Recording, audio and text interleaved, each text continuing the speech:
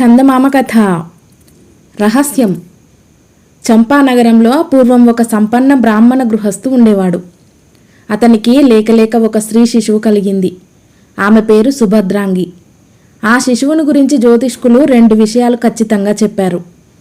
ఆమె పరాక్రమశాలి అయిన ఒక సార్వభౌముడికి భార్య అవుతుందని, 2 పుత్రులు కలుగుతారని, వారిలో ఒకడు చక్రవర్తి కాబోతాడని, 2వ వాడు సంసారం త్యజించి సన్యాసి అవుతాడని. కూతురును గురించి చెప్పిన ఈ మంచి మాటలకు ఆ బ్రాహ్మణుడు అంతులేని సంతోషం పొందాడు. ఆమె పెరిగి పెద్దదవుతున్న కొద్దీ బ్రాహ్మణుని ఆశలు అతిశయింపసాగినాయి. చూడగా ఆమె అతిలోక సౌందర్యవతి, సర్వలక్షణ సమన్విత.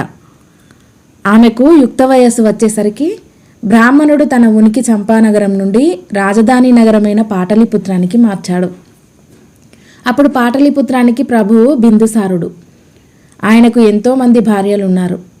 అందరూ భార్యలకు బిడ్డలు పుట్టారు.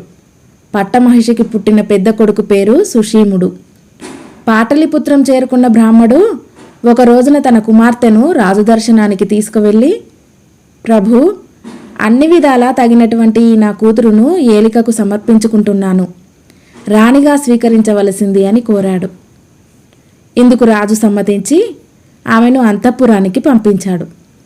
తక్కిన రాణులతో పాటు సుభద్రాంగికి కూడా ఒక నివాస గృహం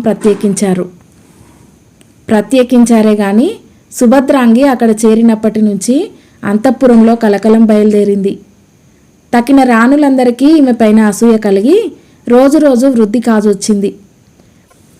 వారందరూ కలిసి సుభద్రాంగి పైన రాజుకు రోత కలిగేటటువంటి పరిస్థితులు ఎన్నో కల్పించారు.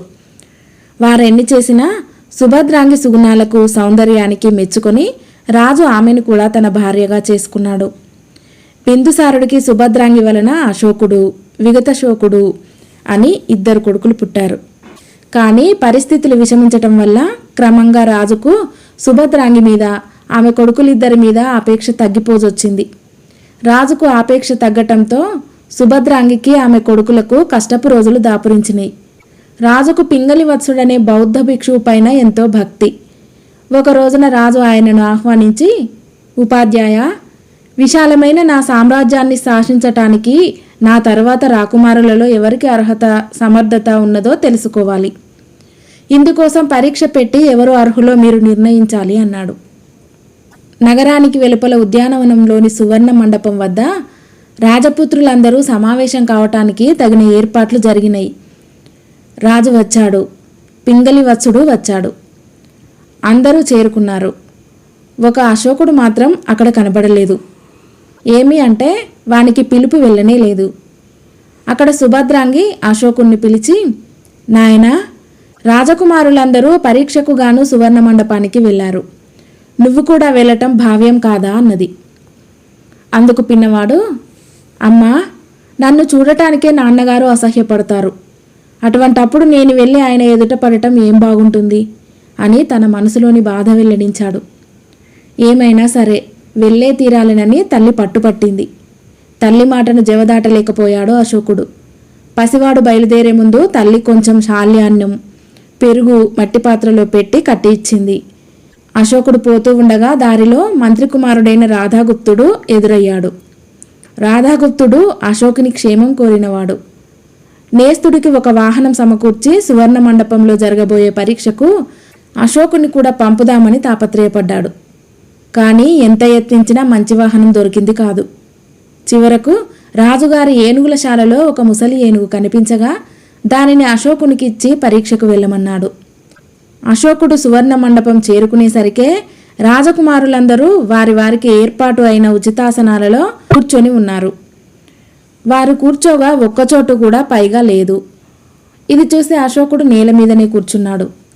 అశోకుడు అక్కడకు రావటం కానీ కూర్చోవటం కానీ ఒక్కరూ గమనించనే లేదు. అందరూ పరీక్షా సందడిలో మునిగి ఉన్నారాయే. పరీక్షా సమయం వచ్చింది. పింగళి వత్సుడు తన చుట్టూ కూర్చుని ఉన్న రాజకుమారుల ముఖాలన్నీ పరిశీలించి చూశాడు.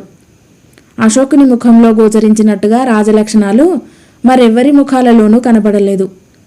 అయితే ఈ పిన్నవాని యందు రాజుకు అయిష్టతగా ఉంటున్న సంగతి ఉపాధ్యాయునికి ఎప్పుడో తెలుసు. నిజమైన ఈ ఉద్దేశం వెల్లడిస్తే రాజుకు కోపం వస్తుంది. కనుక నేర్పుతో నిజం వెల్లడించవలసిన పరిస్థితి ఏర్పడింది పింగళివత్సుడికి. ప్రభు, ఇప్పుడు ఇక్కడ సమావేశమైన రాజకుమారులలో ఎవరైతే శ్రేష్టమైన వాహనాన్ని ఎక్కి వచ్చారో అతడే మీ తర్వాత మగధ రాజ్యానికి సార్వభౌముడవుతాడు అని చెప్పాడు. రాజకుమారులలో కొందరు చక్కటి గుర్రాల మీద, మరికొందరు అందమైన రథాల మీద ఎక్కి వచ్చారు. గురువుగారి మాట వినగానే ఎవరికి వారే నేను శ్రేష్టమైన వాహనాన్ని ఎక్కి వచ్చాను కనుక నేనే రాజునవుతాను అని వారిలో వారు అనుకొని ఉత్సాహపడ్డారు. ఎవరి మటుకు వారే నన్ను గురించే గురువుగారు ఇలా చెప్పి ఉంటారు అని అనుకోసాగారు. తన పెద్ద కుమారుడైన సుషీముణ్ణి ఉద్దేశించే గురువు ఇలా చెప్పి ఉంటాడని తలిచాడు రాజు. అయినా ఒక నిర్ణయానికి రాలేక గురువును అభిప్రాయం అడిగాడు. అందుకు పింగళివత్సుడు, ప్రభు, ఎంత ముసలిదైనా ఏనుగుకు ఉండే గౌరవం మరి ఏ వాహనానికి లేదు. గజారోహణం అనేది సామాన్య విషయం కాదు అన్నాడు. ఈ సమాధానం రాజుకు తృప్తి లేకపోయింది. ఉపాధ్యాయ, దయ ఉంచి రాజకుమారులను మరొకసారి పరీక్షించండి అని మళ్ళీ కోరాడు. గురువు మళ్ళీ మునుపటి విషయాలనే రెట్టించుతూ, మహారాజా, ఇక్కడకు వచ్చిన రాజకుమారులలో ఎవరి వాహనం, ఆసనం, భోజనం, పానీయం, భోజన పాత్ర శ్రేష్టమైనవో అతడే మీ తరువాత సింహాసనం అధిష్ఠిస్తాడు, సందేహం లేదు అని అనేక విధాలా నొక్కి చెప్పాడు. రాజుకు ఇదేమీ నచ్చలేదు, పైగా అర్థం కాలేదు కూడాను. గురువు చెప్పిన ఈ మాటలకు రాజకుమారులలో ఎవరికి వారు మళ్ళీ తమ తమ వాహన, ఆసన, భోజనాదులే శ్రేష్టమైనవని తలచి ఉప్పొంగిపోసాగారు. ఏమి అంటే వారు ఆసనాలపై ఉపయోగించేవి విలువైన వస్త్రాలు, భోజనాలు కేవలం విందు భోజనాలే, పాత్రలు బంగారపువి, పానీయాల రుచికరములైన ద్రాక్ష సారాయిలు. అశోకుడి సంగతి చూస్తే వాహనం ముసలి ఏనుగు, ఆసనం కటిక నేల, భోజనం పెరుగు అన్నం, భోజన పాత్ర మట్టితో చేసింది, పానీయం మామూలు మంచినీళ్లు. నిజానికి వీటికంటే తగిన రాజకుమారులు తెచ్చుకున్నవి శ్రేష్టమైనవి కానే కావు అని చెప్పి పింగళివత్సుడు రాజు వద్ద సెలవు తీసుకుని వెళ్ళిపోయాడు. బిందుసారుడికి అశోకుడంటే అయిష్టం కావటం చేత రాజకార్యాలలో అతన్ని కలుగజేసుకొనివ్వలేదు. కానీ త్వరలోనే అశోకునికి తలవని తలంపుగా ఒక చక్కటి అవకాశం దొరికింది. సమీపంలో ఉండే తక్షశిల నగరంలో విప్లవం బయలుదేరింది. అశోకుడు కోరి తండ్రి అనుమతి పుచ్చుకొని వెళ్ళి ఆ విప్లవం అణచివేశాడు. కొద్ది రోజులలోనే విజయ గౌరవంతో నగరానికి తిరిగి వచ్చాడు. బిందుసారుడికి జ్యేష్ఠుడైన సుషీముడు చంచల స్వభావుడు. ఒక రోజున అతడు ముఖ్యమంత్రితో వేలాకోలమాడుతూ మంత్రిని నెత్తిమీద కొట్టాడు. మంత్రికి చాలా కోపం వచ్చింది. బాబు, ఇంకా రాజువు కాకముందే వృద్ధులైన మంత్రులను కొట్టడానికి మొదలుపెట్టావు. రాజువే అయితే మా తలలే తీయించి వేసేటట్టున్నావే. కానీ నువ్వు గద్దె ఎక్కకుండా నేను జాగ్రత్త పడతాలే అని మనస్సులో అనుకున్నాడు.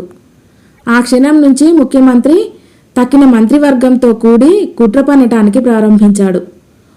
ముఖ్యమంత్రి ప్రోత్సాహం వల్లనే ఆస్థానంలో ఉండే తక్కిన రాజమంత్రులు 500 మంది వానికి ఎదురు తిరిగారు. ఇలా ఉండగా మునుపటిలాగానే తక్షశిలలో మళ్లీ విప్లవం వచ్చింది. ఈసారి రాజు సుషీముణ్ణి పంపించాడు. కానీ సుషీముడు విప్లవం అణచలేకపోయాడు.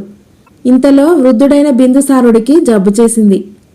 అశోకుణ్ణి తక్షశిలకు పంపించి సుషీముణ్ణి ఇక్కడికి రప్పించండి, వాడికి పట్టం కట్టాలని ఉంది అని మంత్రులతో చెప్పాడు రాజు. ఇది మంత్రులెవ్వరికీ ఇష్టం లేదు. అయితే రాజుకు ఎదురు చెప్పటానికి సాహసించలేకపోయారు. ప్రభు, అశోకుడు ఇప్పుడు అస్వస్థతగా ఉన్నాడు, కొంచెం నిమ్మలించగానే అతన్ని అక్కడికి పంపిస్తాం అన్నారు. మంత్రులు కుట్ర చేసి అశోకునికి రోగి వేషం వేసి చికిత్సకు ఏర్పాట్లు చేశారు. ఇదంతా చూడగా తన కోరిక నెరవేరలేదు కదా అని బిందుసారునికి మనోవ్యాధి ఎక్కువైంది. మంత్రులు అప్పుడు అశోకుణ్ణి చక్కగా అలంకరించి బిందుసారుని ఎదుటికి తీసుకువెళ్లారు. మహాప్రభు, ఇప్పటికి వీరిని సింహాసనం మీద కూర్చోబెట్టి అభిషిక్తుణ్ణి చేయండి. సుషీముడు తిరిగి రాగానే అతనిని రాజుగా చేయవచ్చు అని వినయంగా సలహా ఇచ్చారు. రాజుకు అవసాన కాలం సమీపించింది. కోపంతోనూ బాధతోనూ నోట మాటే పెగిలింది కాదు. గత్యంతరం లేకపోయింది. ఆయన చివరకు అప్రియపుత్రుడైన అశోకుని తల మీద తన చేతులతో తనే కిరీటం పెట్టవలసి వచ్చింది. కథ సమాప్తం.